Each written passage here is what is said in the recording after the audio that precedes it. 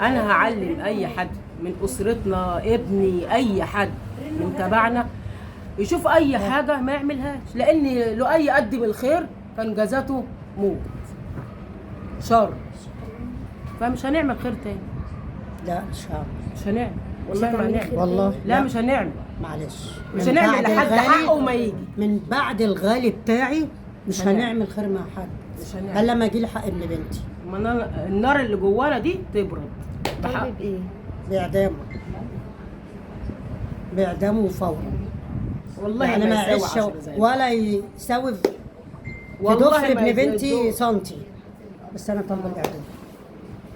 والله ما يساوي كوتشي، فرد الكوتشي من بتاعه لؤي اللي قتل.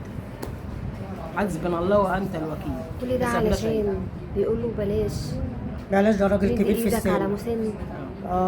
يا بنتي اتعلمنا كده، لا تقدم ولا تأخر. اتعلمنا ان احنا لما نلاقي حد بيهزق حد نقول له ما ينفعش، عيب، ده راجل كبير. ده اللي احنا اتعلمناه، ده اللي احنا اتربينا عليه. حضرتك قلتي لي ان لؤي يعني متعلق بيكي قوي، وحضرتك متعلقه بيه، كنت حاسه بحاجه اليوم ده؟